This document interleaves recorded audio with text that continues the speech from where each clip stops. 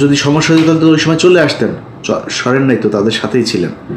আসলো 2024, মাঝখানের পুরোটা সময় বাদ দিলাম বিরোধী দলে। 24 আসার পরে আগস্টে হাসিনারে সরাইলেন, সরানোর পরপর বিএনপি আবার খারাপ হয়ে গেল। কারণ কি? বিএনপি তারেক রহমান ইন্ডিয়ার কাছে বিক্রি হয়ে গিয়েছে। বিএনপির চোর মানে যদি ধরা যায় 80%ই চোর, মানে এটা করার পরে দেশের মানুষই ভাই 90% 99% চোর আমার দেশের, ইনক্লুডিং মি। আমি আমার বাদ দিলাম না, 99% চোর এই দেশে, হয়তো 2-1% ভালো থাকতে পারে। তো বিএনপি চুরি করেছে, ওটা বাদ। বিএনপি আওয়ামী লীগ এই ইন্ডিয়ার সাথে কিছু করেছিল নাকি? খালেদা জিয়া তারেক রহমান বিক্রি হয়ে গিয়েছিল, 5 তারিখে বিক্রি হয়েছিল। তো 5 তারিখের পরে বিএনপি খারাপ হয়ে গেল কেন হঠাৎ আপনার কাছে? আপনার বাল গজায় নাই যে এই আপনি যদি বিএনপির সাথে দ্বন্দ্ব করেন তাইলে ইন্ডিয়া আবার এখানে ঢুকবে? আচ্ছা, আপনি বললেন যে আপনি কি সবাই মাফ করে দিয়েছেন আপনি আওয়ামী লীগকে। চাচার সমস্যা কি? ভিডিও টিডিও আছে নাকি রয়ের কাছে? টাকা পয়সা লেনদেনের কোনো কিছু আছে? সমস্যাটা কোথায়?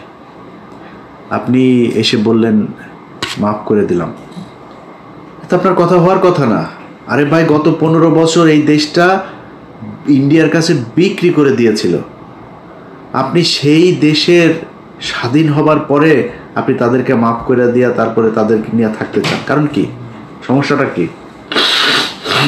এটা তো বলা দরকার মানুষের কাছে, এ কোন কারণে, কি স্বার্থ দেখে বা কোন যুক্তিতে আপনি তাদেরকে মাফ করে দিচ্ছেন এত তাড়াতাড়ি। বিএনপি শুরু করলো, জামাত টানছে, আমাদেরও তো তাহলে সবাই টানা দরকার। টানাটানি আওয়ামী লীগরে কে কত নিতে পারে, এদের কাছে সবচেয়ে প্রিয় মানুষ হয়ে গেল আওয়ামী লীগ। 5 আগস্টের পর থেকে আজ পর্যন্ত বলেন, এই দেশে নিজেরে নিয়ে যদি এখন কথা বলতে চাই তাহলে মনে হবে আমি বোধহয় নিজেরে মানে বলতেও লজ্জা লাগে। আমি পিনাকি আর কনক সারোয়ার 2-4 জন আরও আছেন,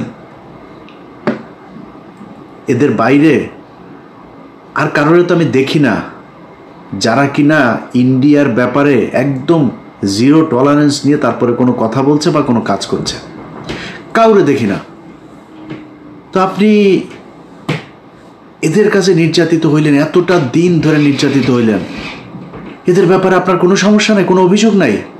আমরা ফাইন্ড আউট করে দিলাম যে এই যে এই ব্যক্তি এই প্রতিষ্ঠানগুলো ইন্ডিয়ার ওয়ার করেছে, পক্ষে কাজ করেছে।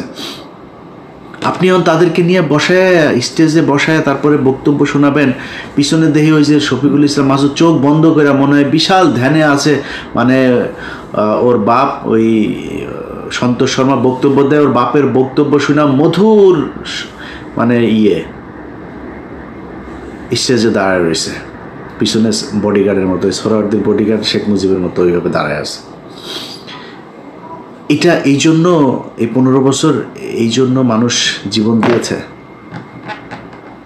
আপনার এই প্রোগ্রামটা যারা অর্গানাইজ করেছেন তাদেরকেও সেই জামাতের নেতা যারা সন্তোষ শর্মাকে দাওয়াত দিয়েছেন, সে ব্যক্তিগুলোকে একটু বলি যে মনে করেন আপনারা অলমোস্ট সবাই জেলে গিয়েছেন আমি যতটুকু জানি। জেলে যাওয়ার পরে আপনার স্ত্রী বা মেয়েকে পুলিশ আপনাকে ক্রস ফায়ার দিবে এটা মনে করে তারপরে ধর্ষণ করেছে, ধর্ষণ করে পেটে বাচ্চাও দিয়ে দিয়েছে। অ্যাবর্শন তো আর করাইতে পারে না লজ্জার শরমে। আপনাদের ঘরে যদি এরকম একটা বাচ্চা টাচ্চা যদি থাকে, মনে করেন থাকে, কেমন লাগবে? আসতে কিনা ওইটাও তো আল্লাহই জানে। থাকতে পারে না? কেন বললাম জানেন কথাটা? আলেপের কথা মনে আছে? আমার এই চ্যানেলে একটু পিছনে যায় ভিডিওগুলো দেখেন। এই পুলিশ অফিসার এক ব্যক্তিকে ধরে তার স্ত্রীকে তার স্বামীর ক্রসফায়ারের ভয় দেখিয়ে রোজা ভাঙিয়ে রোজার মাসে তারপরে ধর্ষণ করেছে। দেখেছেন আমার এই চ্যানেলে ভিডিওটা? এরকম 16 জন আমাদের বাংলা এডিশন অফিসে গিয়েছিল।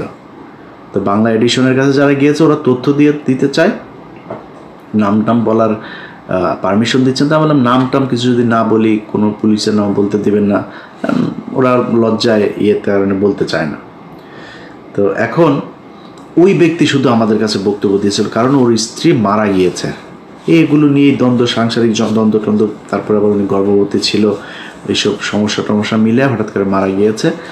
স্বামী স্ত্রীর মধ্যে এটা নিয়ে খুব খারাপ পরিস্থিতি চলছিল, মারা গিয়েছে। সে লোকের কথা শোনেন নাই? ওই লোকের স্ত্রীকে এইভাবে জোর করে ধর্ষণ করেছে।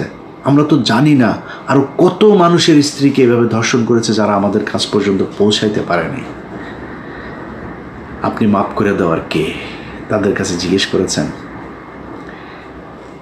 ভারত গেল 15 বছরে যা করেছে সেটার শাস্তি হতে হবে, শুধু শাস্তি না, সারা জীবনের জন্য তাদেরকে নিষিদ্ধ করতে হবে। আপনি 2 দিনের মাথায় মাফ করে দেন। খিলগাঁয়ের জনির কথা মনে আছে? বুকে গুলি কয়টা? 19 গুলি নিয়ে তারপরে মরতে হয়েছিল, ছোট বাচ্চা। তবে বাচ্চার কাছে গিয়ে জিজ্ঞেস করেছেন যে ওর বাপের এই হত্যাকাণ্ডকে সে মাফ করেছে কিনা? সারা দেশে সেই 5ই মে থেকে শুরু করে বিভিন্ন সময় এই দেশে গণহত্যা চালিয়েছে। ঠিক যখন আপনি কথাটা বলছিলেন তার 1 মাস আগে, 15 দিন আগে একটা গণহত্যা চালিয়েছে। আপনি তাদেরকে মাফ করে দিচ্ছেন এত তাড়াতাড়ি? নিশ্চয়ই চাচা মিয়া ভিডিও টিডিও কোনো